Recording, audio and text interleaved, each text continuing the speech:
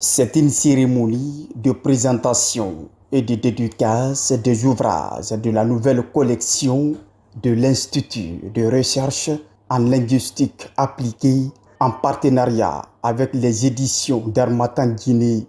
Ceci dans le but de développer et de valoriser la recherche scientifique ainsi que de promouvoir les langues et cultures locales en Guinée.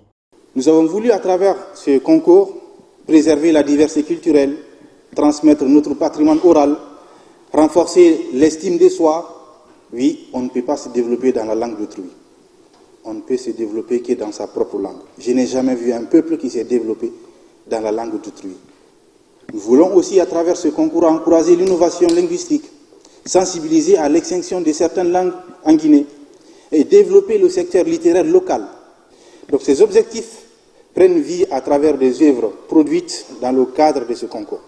Nous sommes fiers d'annoncer que ces nouvelles ont été publiées et diffusées. Même si ce n'est pas la première fois qu'on fait ce genre de dédicace pour des livres, cet éditeur, chez Harmattan Guinée, affirme qu'il est temps de sauver les langues guinéennes avant qu'il ne soit trop tard pour le pays.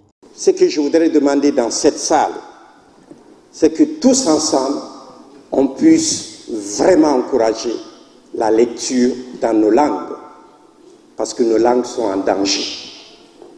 Nous sommes en danger, M. Faya Milimono, vous les politiques qui sont dans cette salle.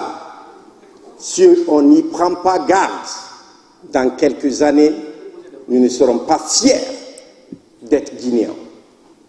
Allez dans nos villages, allez dans nos villes aujourd'hui, vous allez souffrir vraiment des manquements au niveau de notre patrimoine culturel et historique. Nous, aux éditions L'Harmattan, nous avons décidé d'être concrets. Lorsque les partenariats sont posés, vous venez, on fait de vos rêves une réalité. C'est ce que nous savons faire. La ministre du Commerce est satisfaite des interlignes de ces livres rédigés avec soin par les éditeurs, étant donné qu'ils traduisent les différentes langues de la Guinée en français avec courage et persévérance. Les œuvres qui sont aujourd'hui à l'honneur témoignent de la richesse et de la diversité de nos cultures et nous rappellent combien il est crucial de préserver nos langues, ces véhicules de notre histoire, de notre sagesse et de nos rêves. Je félicite chaleureusement tous les participants qui, par leurs plumes, ont su illustrer la puissance de nos langues et l'immensité de nos imaginaires collectifs.